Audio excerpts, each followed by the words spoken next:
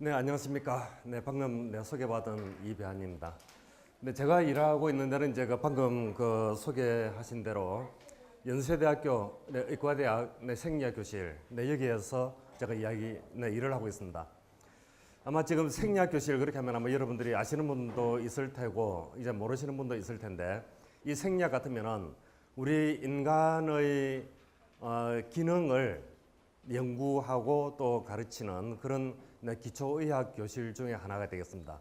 그래서 이러한 생리학이라는 것이 바로 인간이 어떻게 기능을 수행하는가, 이제 이를테면 여러분들이 또 보고 듣고 느끼고 하는 이런 것들이 이제 인간이 생활하고 있는 이런 과정에서 우리가 이제 그 기능을 하고 있는 중요한 그런 기능 중에 하나다. 네, 그렇게 이야기를 할 수 있는 것인데, 이러한 기능을 연구하는 것이 바로 이제 생리학이다. 그렇게 이야기할 수 있는 것이고요.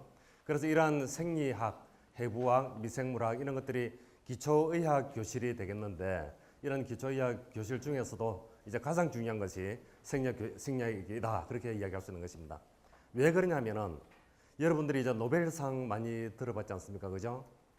네, 노벨상 이름도 의학 분야의 노벨상 이름이 생리의학상이 되는 것입니다. 네, 그렇기 때문에 이러한 생리학 이것이 기초의학 중에서도 가장 중요한 그런 부분이다. 네, 그렇게 이야기를 할 수 있는 것이고요. 제가 거기에서 제가 일을 하고 있다. 그렇게 이야기를 할 수 있는 것입니다.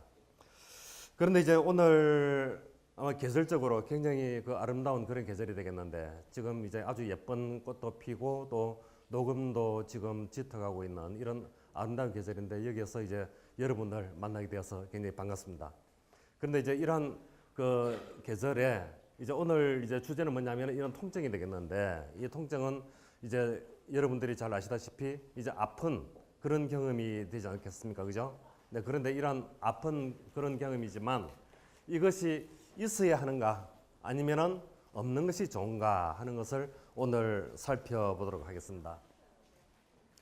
그래서 오늘 제가 이제 진행할 그런 강연의 그 내용을 보게 되면은 먼저 이러한 통증이란 무엇인가 하는 것을 먼저 여러분에게 이야기를 하고요.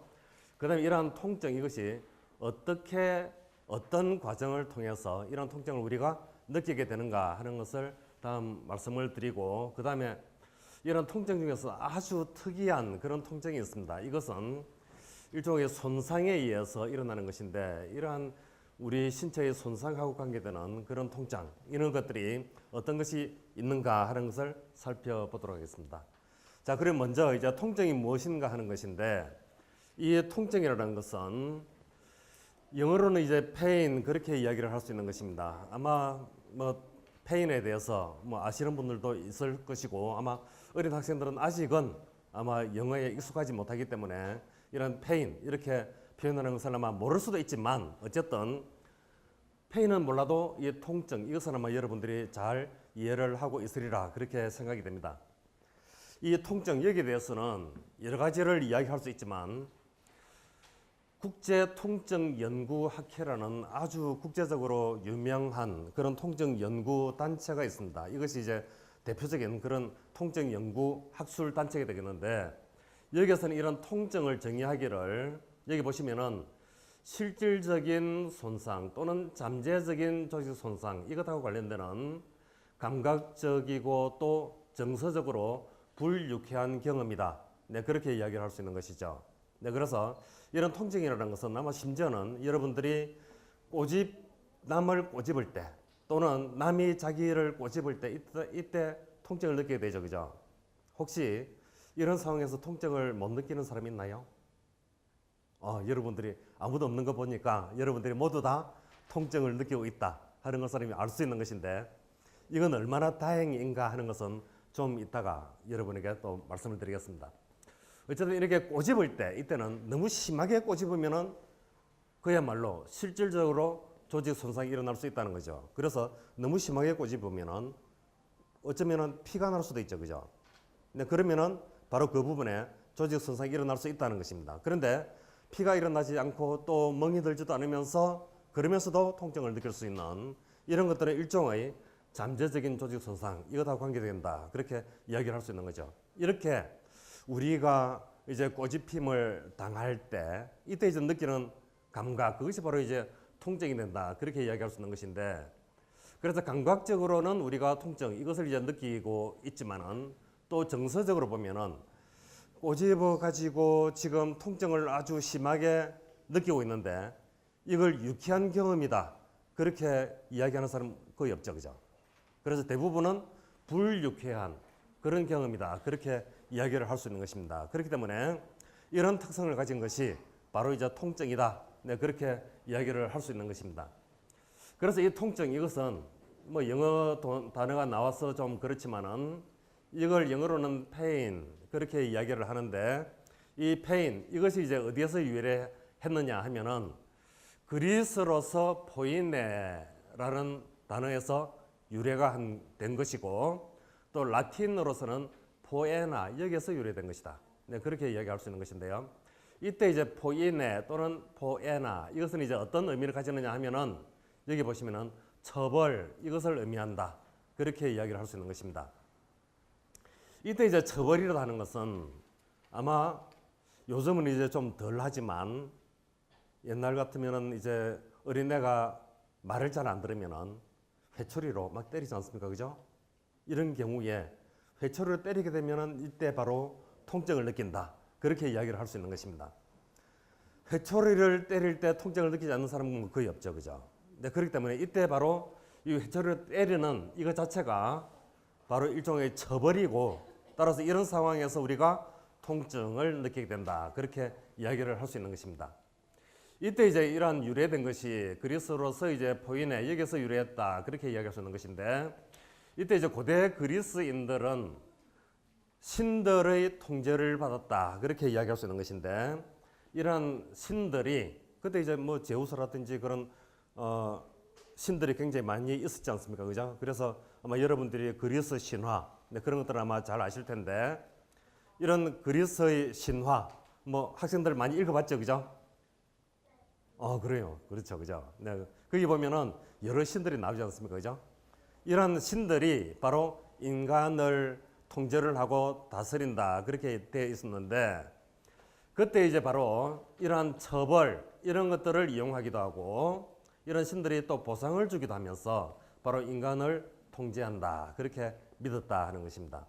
이때 이제 보상이라는 것은 온전한 신체 그리고 개인적인 성취 이런 것들이 이제 보상이 되는 것인데 우리가 이제 그 온전한 신체를 가지고 있는 것이 얼마나 다행스러운 일인가 하는 것을 알게 되면은 이것이 바로 일종의 이제 보상이 된다 그렇게 이야기를 할 수 있는 것입니다. 그리고 또 개인적인 성취 이를테면은 어디 콘테스트에 나가가지고 우승을 한다든지 이런 것들이 성취가 되는 것인데 이런 것들도 이제 다 신이 그렇게 이제 내렸다 그렇게 이야기를 할 수 있는 것입니다. 그런데 인간이 못된 행동을 하면은 이제 처벌을 줬다는 거죠. 그래서 이러한 신들이 처벌을 할 때는 주던 것을 주지 않게 되면은 그것이 박탈이 되는 것이고 또는 통증을 수반하는 신체적인 고통 이런 것도 줬다는 거죠. 그렇기 때문에 이런 것들이 바로 신이 인간을 통제하는 그런 수단이었다 그렇게 이야기하면서 그런 수단 중에 하나가 바로 이러한 통증 이런 것들이 여기에 이용이 되었다 그렇게 이야기를 할 수 있는 것입니다. 그렇기 때문에 이러한 통증 이것이 우리 생활에서 뗄래야 뗄 수 없는 그런 현상 중에 하나다 그렇게 이야기를 할 수가 있는 거죠. 그런데 이러한 통증 이것은 크게 두 가지로 우리가 분류를 할 수 있다는 것입니다. 그 첫 번째는 바로 생리적인 통증 그렇게 이야기할 수 있는 것인데 이 생리적인 통증 이것은 이를테면은 뭐 꼬집을 때 우리가 느끼는 통증 이런 것들이 가장 대표적인 그런 생리적인 통증이다 그렇게 이야기를 할 수 있는 것입니다. 여기 보시면은 이 생리적인 통증 이것은 우리 생존을 위해서 굉장히 중요한 그런 생리적인 기능을 담당하고 있다 그렇게 이야기하고요. 또 이것은 주된 역할이 또 뭐냐면은 손상되지 않은 신체 조직을 보호해주는 그런 역할을 수행한다 그렇게 이야기를 할 수 있는 것입니다. 예를 들어서 우리가 뜨거운 주전자를 만졌을 때 이때 그때 아주 뜨거워 가지고 우리가 피하게 되는데 이때 피하지 않고 계속 그것을 만지고 있을 사람 아무도 없죠. 네, 그렇기 때문에 이런 상황에서 우리가 이제 온전하게 가지고 있는 이런 신체 이것을 그런 뜨거운 그런 해로운 물체로부터 피해야 되는 그런 현상이 일어나는데 이때 느끼는 것이 바로 생리적인 통증이다. 그렇게 이야기를 할 수 있는 것입니다. 이와는 대조적으로 두 번째 이제 분류할 수 있는 것은 병리적인 통증이 되겠는데 이 병리적 통증 이것은 조직이 손상된 뒤에 발생하는 것이 병리적인 통증이다. 그렇게 이야기를 할 수 있는 것입니다.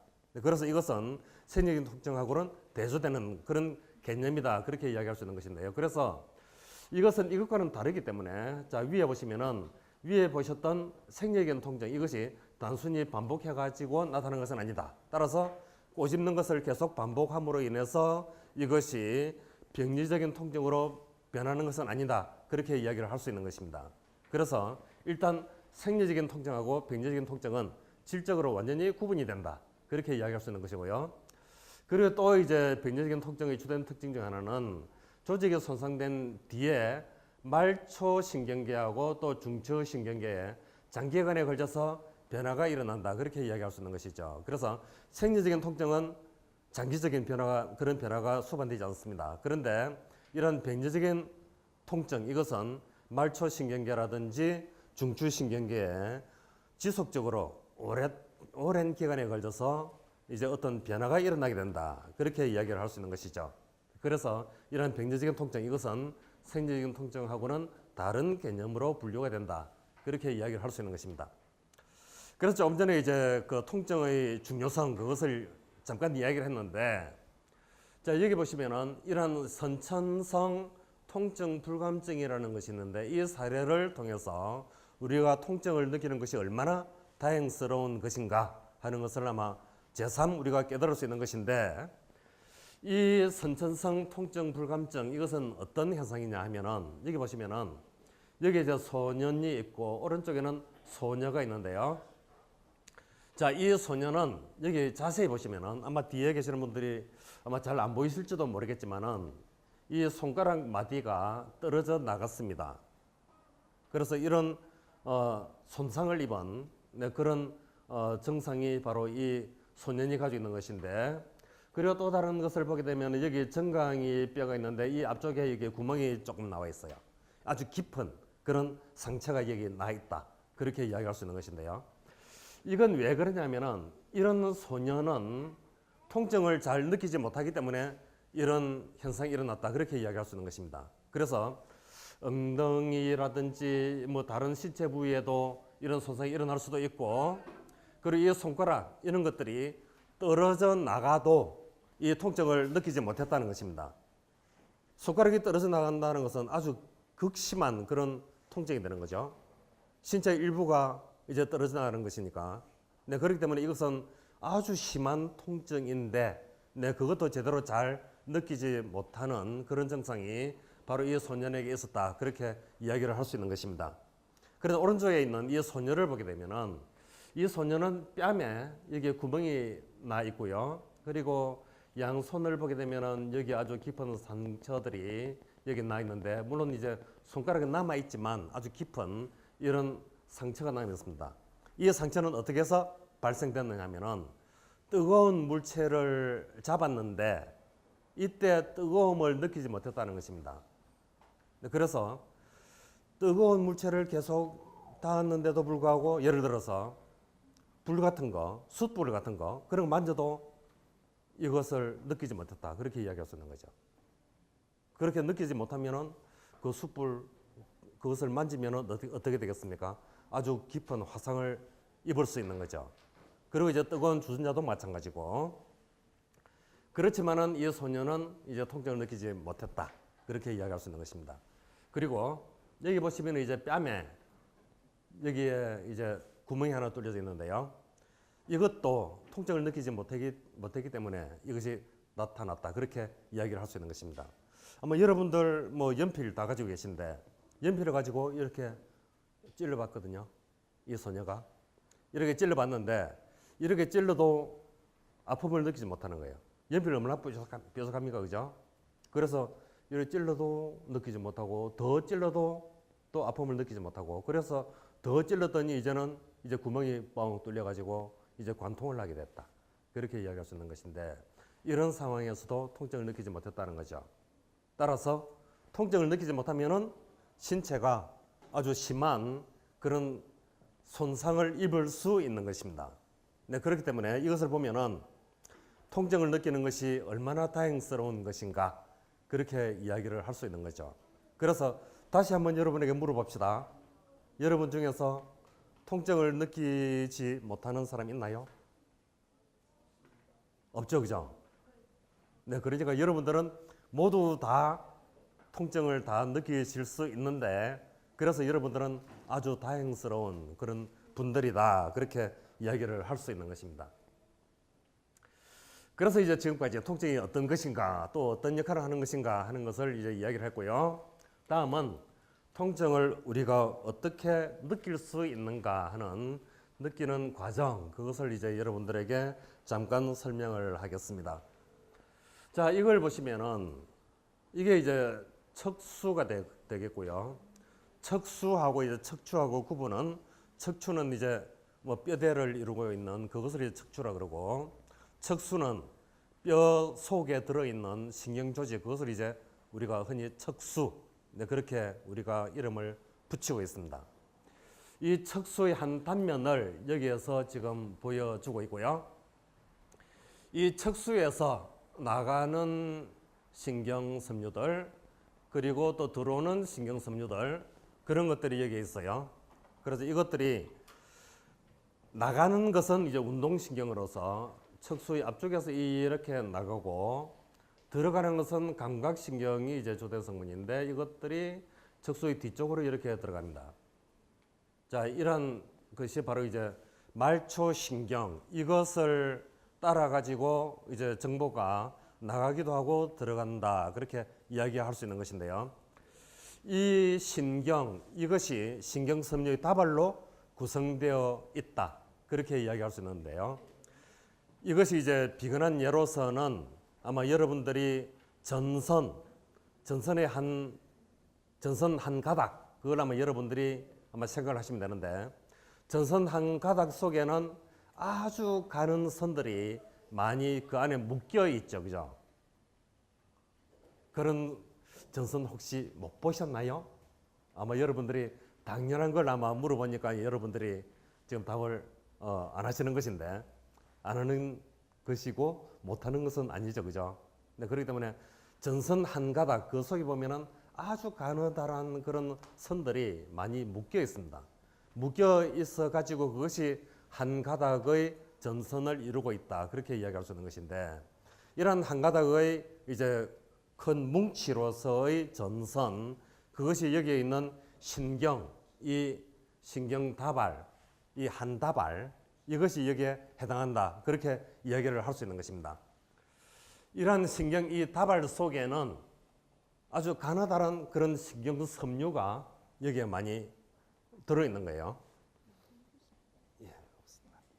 네, 그래서 여기 보시면은 이런 가는 섬유도 있고, 또 이런 가는 섬유도 있고, 또 이런 가는 섬유도 있다, 그렇게 이제 볼 수 있는 것인데, 이 가는 것이지만 이것 중에서는 어떤 것은 또 굵은 것도 있고, 가늘지만 굵은 것도 있고, 가늘지만 또 가는 것도 있고, 그래요. 그래서 보시면은 여기 이제 굵은 선으로 되어 있는 것은 좀 굵은 것입니다. 그래서 아마 여러분들이 피부를 살짝 닿게 되면은 이건 이제 뭐 터치한다, 그렇게 이야기할 수 있는 것인데, 이런 터치할 때의 촉감, 이런 것들은 이것 중에서는 좀 굵은 섬유, 이런 것을 따라서 이제 들어가게 되는 것입니다. 그런데 통증은 이제 어떤 섬유를 따라서 들어가느냐 하면은, 여기 보시면은 여기 이제 A 베타 뭐 그렇게 되어 있는데, 이 A 베타 이것은 터치와 같은 그런 것이고, 또 여기에 터치를 하고 또 진동을 일으키게 되면은 이런 진동 감각, 이런 것들도 이런 굵은 섬유, 이것을 따라서 올라가야 된다, 그렇게 이야기할 수 있는 것입니다. 반면에 통증이라는 것은 아주 가는 이런 섬유를 따라서 이제 들어가게 됩니다. 그래서 우리가 꼬집난다든지, 또 그리고 우리가 아주 뜨거운 그런 느낌을 우리가 감지를 할 때, 이때는 아주 가는 이런 섬유를 따라 가지고 들어가게 된다, 그렇게 이야기할 수 있는 것이죠. 그리고 이때 이제 굵다 하는 것하고 또 가늘다 하는 것은 신경의 정보 전달 속도하고 관계되는 것입니다. 그래서 이때 이제 굵은 것은 정보가 빨리 전달이 되고, 따라서 이제 이런 촉감 같은 것은 빨리 뇌 쪽으로 올라가게 되는 것입니다. 그런데 이제 이런 그 통증 같은 것은 아주 가는 섬유이기 때문에 이것은 천천히 올라가게 된다. 그렇게 이야기를 할 수 있는 것이죠. 그래서 통증이 빨리 올라갈 것 같지만 이것은 의외로 속도가 느린 그런 가는 섬유를 따라 가지고 이제 척수 쪽으로 이제 들어가게 된다. 그렇게 이야기를 할 수 있는 것입니다. 척수로 들어가서는 이것이 반대쪽으로 들어가자마자 반대쪽으로 가가지고 반대쪽에 있는 신경세포하고 시냅스를 이루고, 그 뒤에 시냅스를 이룬 그 뒤의 신경섬유가 이제는 뇌로 올라가가지고 우리가 통증을 뇌에서 느끼게 된다. 그렇게 이야기를 할 수 있는 것입니다.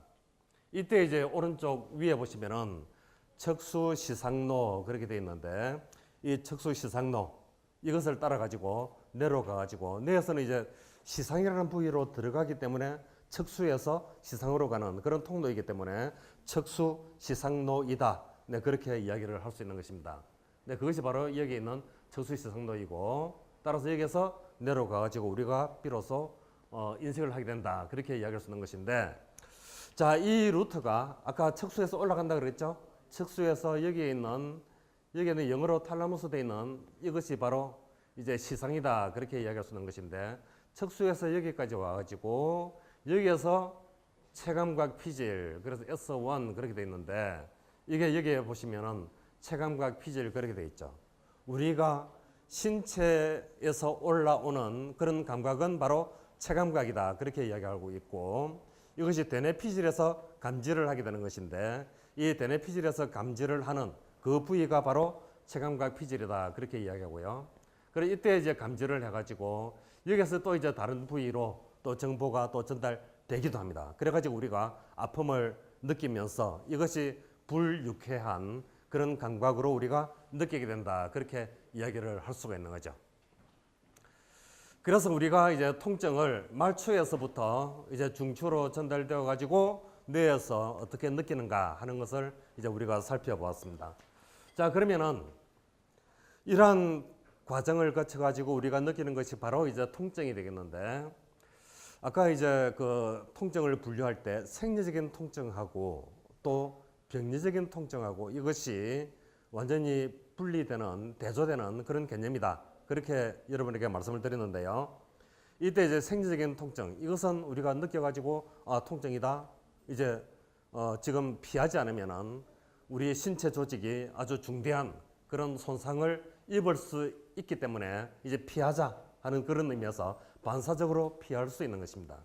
그래가지고 온전하게 남아있는 우리의 신체들, 이런 것들을 안전하게 잘 보호해주는 역할을 한다. 그렇게 이야기할 수 있는 것이죠.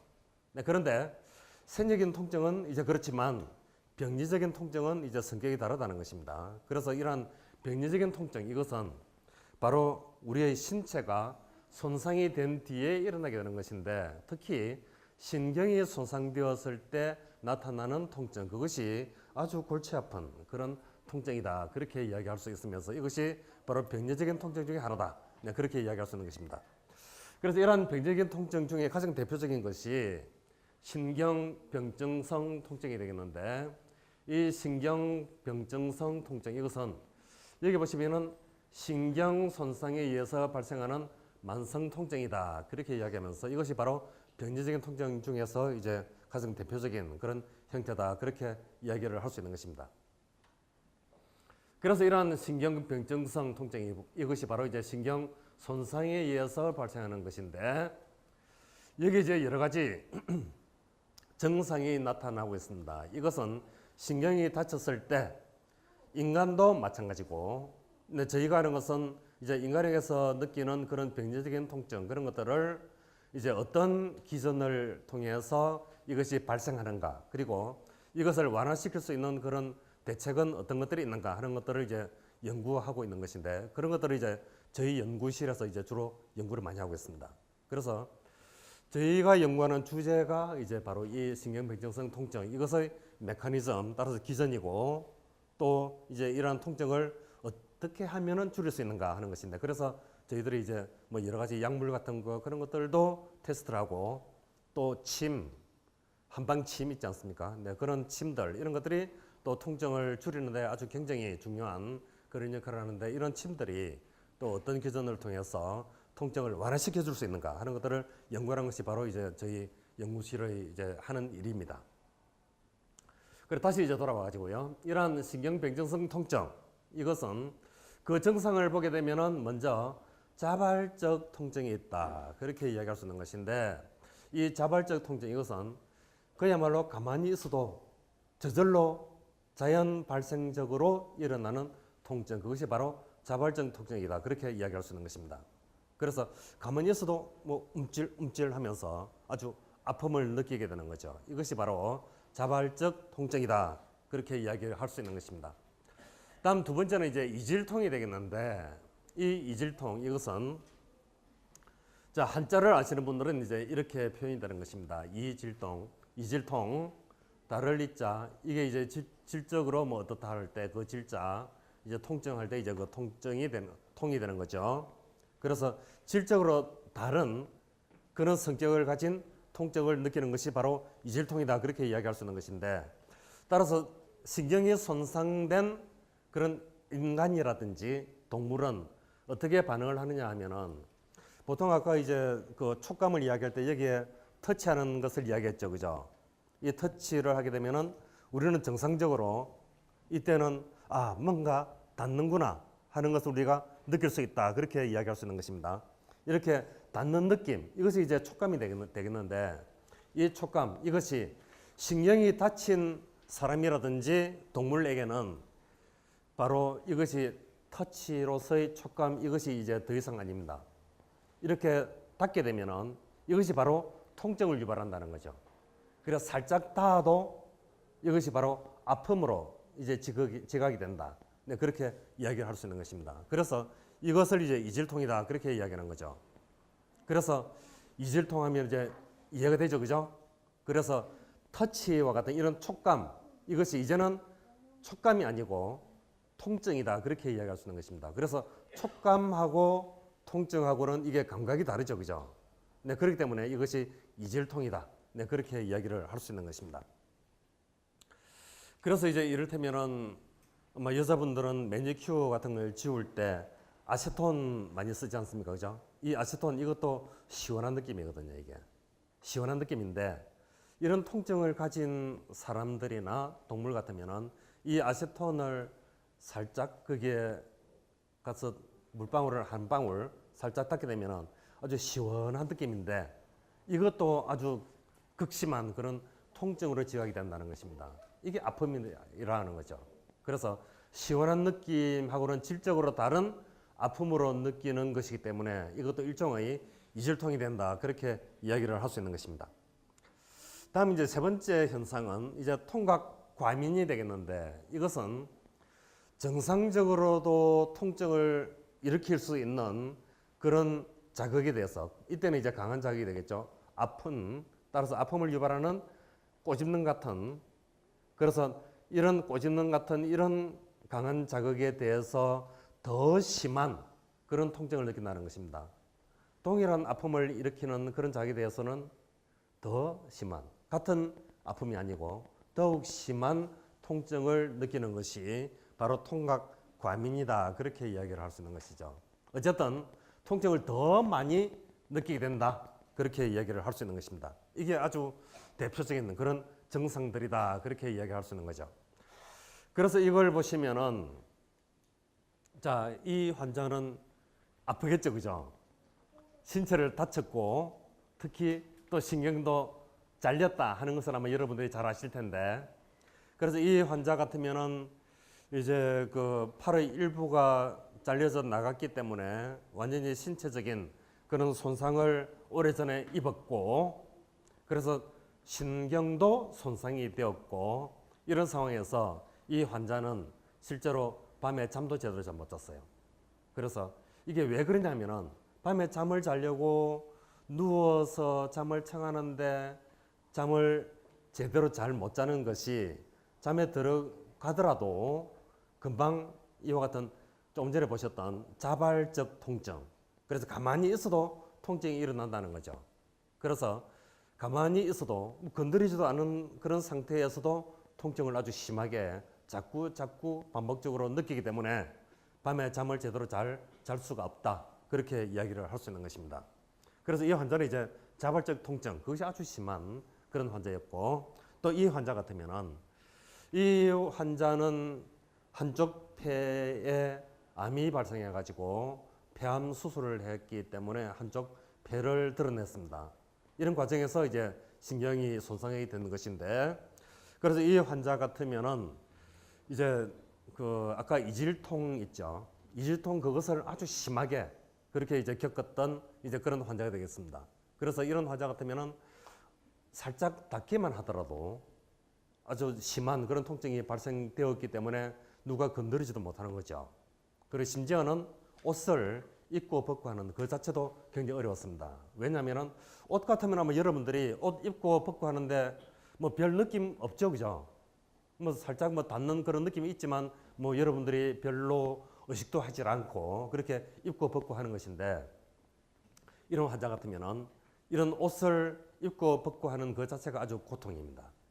그래서 옷깃이 살짝 스쳐도 그것이 아픔으로 그렇게 느껴지기 때문에 그런 것이 바로 이질통의 대표적인 현상이었죠, 그죠? 그래서 이런 심한 그런 이질통을 앓았던 그런 환자가 되겠습니다. 그래서 우리가 보통 흔히 우리가 지나가다가 옷깃만 스쳐도 있느니라 그러는데, 이런 환자들은 옷깃 스치는 그 자체가 고통이다. 네, 그런 이야기를 할 수가 있는 거죠. 그래서 이것도 이제 비슷한 그런 환자가 되겠는데, 이것은 이제 토론토 대학에서 이제 그 발표한 그런 환자가 되겠는데, 이거는 이제 동영상으로 되어 있어가지고 한번 볼 수 있어요. 그래서 이 환자도 그 조금 전에 보셨던 그런 환자하고 비슷하게 이질통을 아주 겪고 있었는데, 자, 이분 지금 옷을 입는데 옷을 제대로 잘 입지 못하죠, 그죠? 네, 그래서 이런 현상이 바로 일어나는 것이 이와 같이 이제 이게 이제 터치죠, 터치. 그래서 살짝 이렇게 닿는 느낌, 이것은 이제 촉감으로 느낄 수 있는 것인데, 이런 촉감으로 느낀다는 것은 우리가 이제 정상적으로 느낄 때 통증하고는 전혀 관계가 없는 것입니다, 그죠? 그런데 이와 같이 이제 손상이 되었을 때 그때는 이제 다르다는 것입니다. 자, 꽝 하는데 이것은 이제 정상적으로도 통증을 일으키는 그런 자극이죠, 그죠?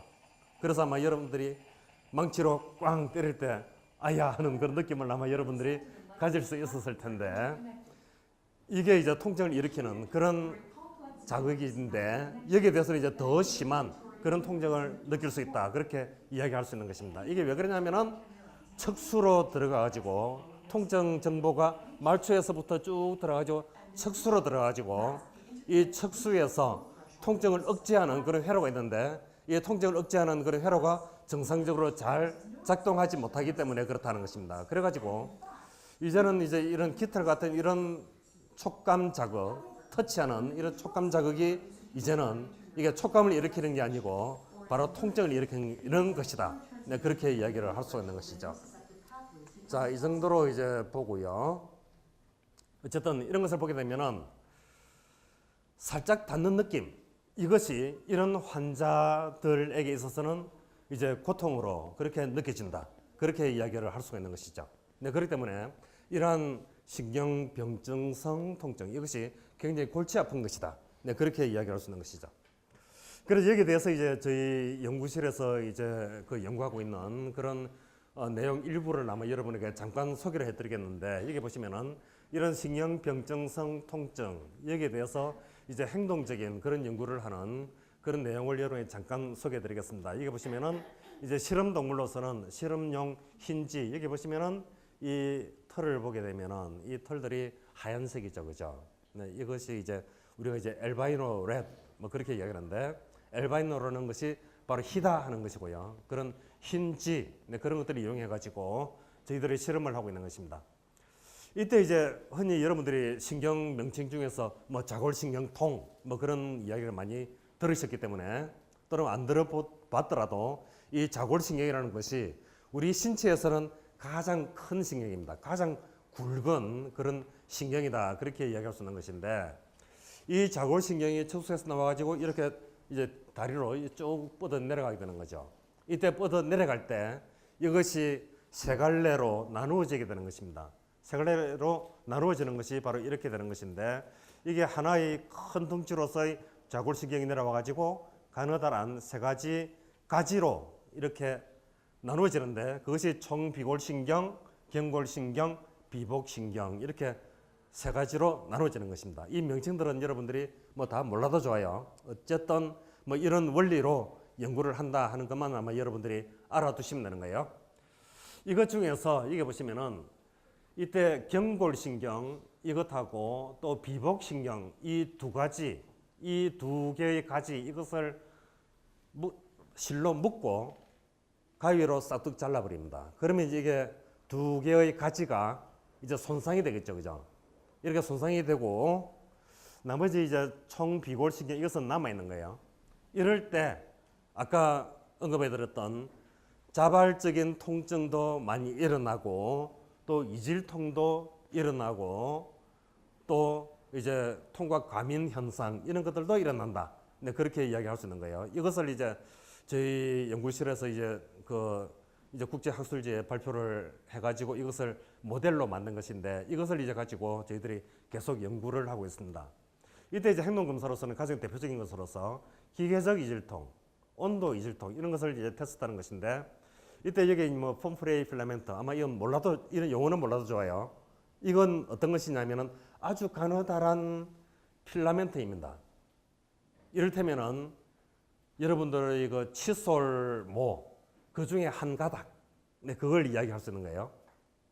한 가닥이 좀 약간 길이가 좀 있는 것입니다. 칫솔처럼 아주 짧은 게 아니고 좀 긴 그런 가닥을 가지고 있는 것인데 그것을 발에다가 이것을 터치를 하게 되면은 이게 보통은 터치로서의 촉감을 일으키는 것인데 이것이 이제는 이것이 통증으로 지각이 된다는 것입니다. 그것이 바로 이제 기계적 이질통 그렇게 이름을 붙이는 것이고 아까 잠깐 이야기했던 아시톤 그걸 바르면은 이게 이제 시원한 느낌인데 이것도 이제 통증으로 지각이 된다는 거죠. 그래서 이런 것들도 참을 수 없어가지고 쥐들이 아주 바둥바둥 하는 그런 통증 행동을 일으킨다. 그렇게 이야기를 할 수 있는 것이죠. 그리고 행동적으로는 이제 그렇게 이제 연구를 저희들이 하고 있고 또 이것을 영상화할 수 있는 것인데 이 영상화는 아까 통증 정보가 말초에서부터 척수를 거쳐가지고 이제 뇌로 전달이 된다 그랬죠. 뇌로 전달이 될 때 체감각 피질에서 이것이 바로 정보 처리가 일어날 수 있는 것인데 거기에서 통증을 많이 느끼게 되면은 이것이 체감각 피질에서 활동이 굉장히 많이 증가합니다. 통증을 덜 느끼게 되면은 또 활동이 줄어들게 되는 것이고 네, 이런 원리를 이용해 가지고 저희들이 광영상 이것을 하게 되는 것인데 이것이 이제 바로 이제 신경세포들의 활동 그것을 이제 영상화하는 기법이다. 그렇게 이야기할 수 있는 것이고요. 위에 있는 이 그림을 보시면은 바로 이제 쥐의 뇌를 둘러싸고 있는 피부를 이제 절개를 하고 그러면 이제 절개를 한 뒤에는 그 속에 두개골이 나옵니다. 두개골을 이제 이 부분 사각형 이 부분을 이제 도려내 가지고 그 안쪽을 보게 되면은 이런 뇌의 피질 부위가 나타난다. 그렇게 이야기할 수 있는 것이고요. 바로 이 부분을 우리가 영상화할 수 있다. 그렇게 이야기를 할 수가 있는 것이죠. 그래서 이 부분을 영상화하게 되면은 바로 이것이 이제 광영상 그 이미지를 여러분에게 보여드릴 수 있는 것인데 자 이때 이제 세 가지 집단으로 저희들이 이제 구분을 할 수 있는 것입니다. 자 위에 보시면은 이것은 이제 신경이 다치지 않은 그리고 이제 수술을 전혀 하지 않은 그런 정상 동물이 되겠습니다. 다음 두 번째는 허위 손상 집단이 되겠는데 이 허위 손상 집단은 수술은 똑같이 하는 거예요. 그래서 피부 절개하고 두개골 뭐 드러낼 수도 있고 그렇지만은 말초에서 통증을 일으킬 때 이때는 신경을 다치지 않게 따라서 피부 절개하고 신경까지 노출은 하지만 실제로 신경 손상을 주지 않는 따라서 허위 손상 그룹이 바로 이제 그런 쥐들이다 그렇게 이야기할 수 있고요. 실제로 손상을 준 그런 집단이 신경 손상 집단이다. 이렇게 볼 때, 자, 뇌에서 우리가 영상화를 하게 되면은 정상 동물이라든지 허위 손상은 별로 활동이 별로 없습니다. 그런데 신경이 실제로 다친 손상된 그런 동물을 보게 되면은 이것이 시간 순서로서 이렇게 갔다가 또 이렇게 가는 것인데, 일정 시간이 지난 뒤에 이와 같이 신경의 활동이 증가하는 그런 것을 볼 수 있다. 그렇게 이야기를 할 수 있는 거죠. 이것을 이제 동영상으로 여러분에게 보여드리면은, 자, 정상동물 이제 말초를 살짝 터치를 하는 그런 자극을 하게 되면은 이때 나오질 않는데, 자, 허위 손상, 이것도 지금 나오질 않나요, 이게? 자, 신경 손상은 이게 나오질 않고, 자, 그러면은 나오게 하는 방법이 이제 실제로 이것을 보게 되면은, 자, 이것을 보게 되면은 살짝 터치하는데 뭐 별로 나오질 않습니다. 이게 이제 정상 동물이고요. 그 다음에 이것은 이제 허위의 손상 동물이 되겠는데, 살짝 터치하는 그런 자극인데 뭐 별로 잘 나오질 않습니다. 그런데 이것은 이제 손상이 된 동물이죠. 이만큼 이와 같이 신경세포가 활동을 많이 한다 하는 것을 이제 볼 수가 있는 거죠. 네, 그렇기 때문에 이런 것들을 보더라도 우리가 이제 신상이 다쳤을 때, 신경이 다쳤을 때 이와 같이 통증을 아주 심하게 많이 느끼는 것은 우리 뇌가 그만큼 그 통증 자극에 대해서 그 통증 정보를 활발하게 처리를 잘 한다는 거죠. 그렇기 때문에 우리가 통증을 많이 느끼고 있는 것이다. 그렇게 이야기를 할 수가 있는 것입니다.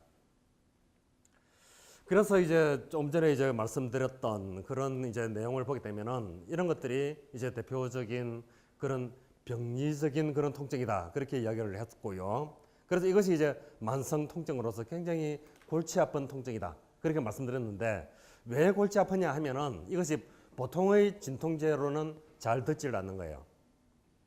그래서 그 대표적인 또 다른 사례를 보게 되면은, 자, 이제 통증 조절의 중요성이 되겠는데, 그 사례로서 대상포진 후 신경통.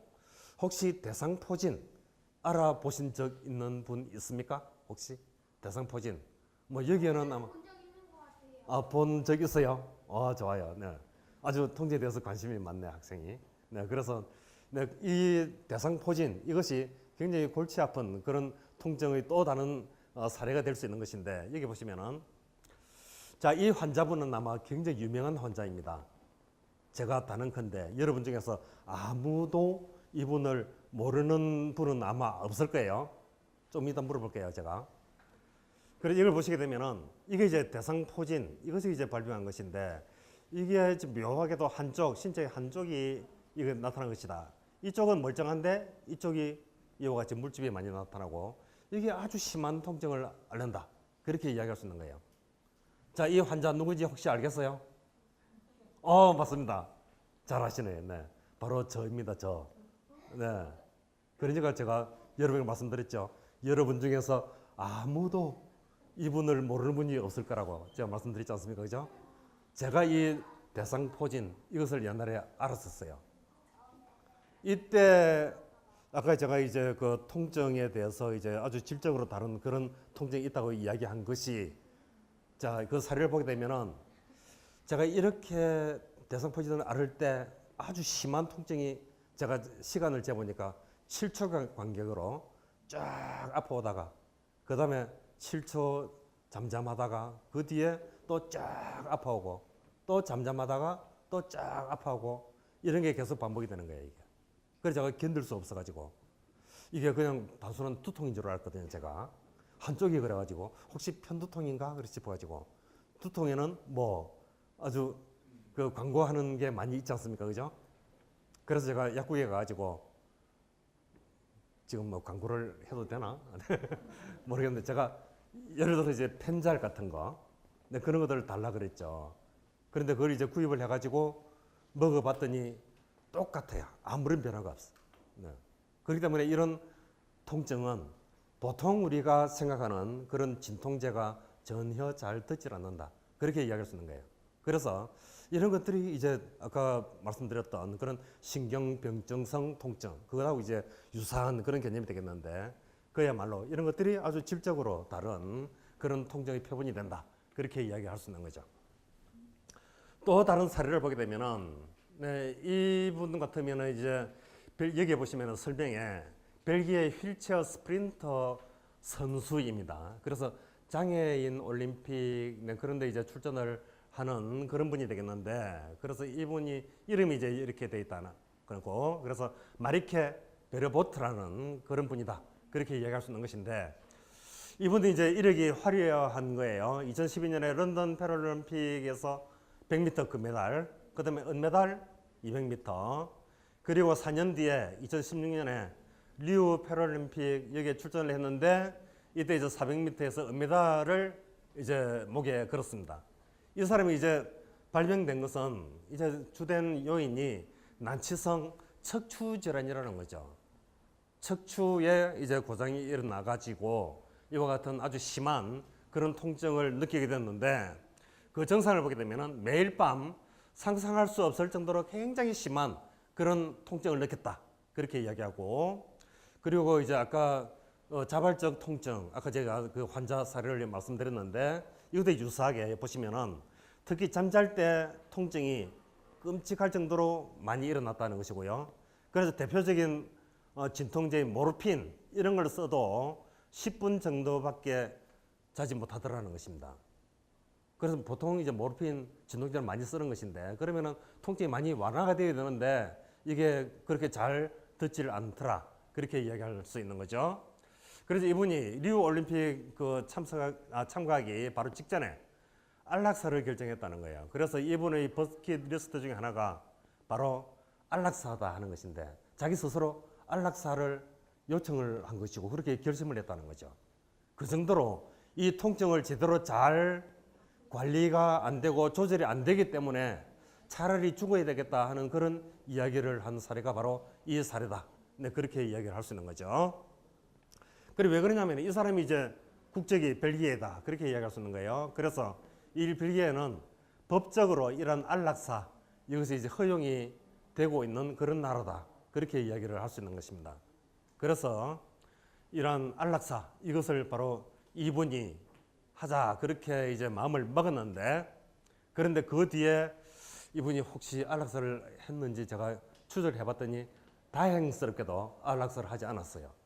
네, 그래서 이제 이런 안락사 이 뜻을 이제 이분이 이제 그 철회를 해가지고 거두어드렸는데, 그것은 아주 다행스럽지만 그래도 이런 분 같으면은 바로 이제 전통적으로 우리가 이제 진통제를 처방하고 그러는데, 이런 진통제 이것이 제대로 잘 듣질 않기 때문에 그야말로 아주 골치 아픈 그런 통증을 겪고 있는 그런 분이다. 그렇게 이야기를 할 수 있는 거예요. 그 정도로 이러한 만성 통증으로서의 병리적인 통증 이것이 굉장히 골치 아픈 그런 통증이다. 그렇게 이야기하면서 아직도 이것을 제대로 잘 완화할 수 있는 그런 약물은 아직은 잘 없어요. 그런데 부분적으로 이제 완화하면서 좀 차도를 있게 그렇게 하는 그런 정도로는 이제 약물이 개발되었지만 아직도 이것을 완전히 없앨 수 있는 그런 약은 아직 개발되지 않았습니다. 네, 그렇기 때문에 뭐 저도 뭐 그렇지만은 전 세계적으로도 많은 그런 학자들이 그런 만성 통증 이것을 잘 조절할 수 있는 그런 약물들 또는 이제 다른 여러 가지 대체 요법들 그런 것들을 이제 개발하려고 노력을 많이 하고 있는 거죠. 그래서 이것이 이제 마지막 슬라이드 되겠는데, 이제 마지막으로 이제 결론을 이제 내린다면은 이 통증이라는 것은 아까 뭐 여러 가지 선천성 통증 불감증이라든지 이런 것들을 이제 봤다시피 아마 통증 이것이 인간의 생존을 위해서 아주 필수적인 그런 감각이다 하는 것입니다. 그래서 통증을 안 느꼈으면 좋겠지만은 통증을 느끼는 이것 자체가 우리로서는 바로 행운이고 다행스러운 일이다. 네, 그렇게 이야기를 할 수가 있는 거죠. 그리고 생리적인 통증 그리고 병리적인 통증 이런 것을 아마 우리가 보아서 알겠지만은 통증들은 서로 다른 그런 특성을 가지고 있다. 따라서 메커니즘이 다르고 또 이것을 조절할 수 있는 그런 방안들도 서로 다르다. 그렇게 이야기를 할 수 있는 것입니다. 그래서 특히 우리가 이제 병리적인 통증 그런 것들을 조절하는 것이 굉장히 중요하다는 것인데, 왜 그러냐면은 사회적으로 우리가 만성 통증을 조절하기 위해서 지출해야 될 그런 비용들이 굉장히 막대합니다. 그래서 우리가 아파가지고 우리가 병원을 많이 찾지 않습니까? 그죠? 그래서 아파가지고 병원을 찾는다는 것은 우리가 주된 요인이 어디가 아프기 때문에 병원을 간다. 그렇게 이야기를 할 수 있는 거죠. 그렇기 때문에 이러한 통증 조절 이것이 굉장히 중요한 개념이다. 그렇게 이야기할 수 있는 것이고 또 왜 그러냐면은 이런 통증이라는 것이 바로 개인의 삶의 질 이것을 황폐화시키기 때문에 그렇다는 것입니다. 조금 전에 이제 그 장애인 스프린터 선수 이 사람의 예도 이제 그렇고 또 아까 이제 그 환자 사례 그런 것들을 보셨다시피 옷을 입고 벗고 하는 것 자체도 고통이다. 그렇게 하면은 여러분들이 아마 잘 견디기 어렵겠죠. 그죠? 지금 뭐 여러분한테는 아무런 문제가 아니지만은 이런 환자들에게 있어서는 그것이 굉장히 큰 문제다. 네, 그렇게 이야기를 할 수 있는 것입니다. 그래서 이런 환자들에게도 우리가 이제 적절한 그런 조절을 할 그런 수단을 제공을 하기도 하고 또 신약도 개발되어야 된다. 그렇게 이야기할 수 있는 것이 바로 통증의 특성에 맞는 그런 적절한 그런 조절 이것이 필요하다는 것인데 따라서 생리적인 통증에는 이제 일반적인 진통제 그런 것들을 하면은 그것이 완화가 쉽게 될 수 있는 거예요. 그렇지만은 이제 병리적인 만성 통증 이런 것들은 또 다른 개념이고 이것들은 조절하기가 굉장히 어렵기 때문에 여기에 대해서는 이제 특별한 그런 이제 그 신약 개발이라든지 대체 요법들 이런 것들이 잘 개발되어야 된다. 그렇게 이야기를 할 수 있는 것입니다. 네, 이상 말씀드렸고요.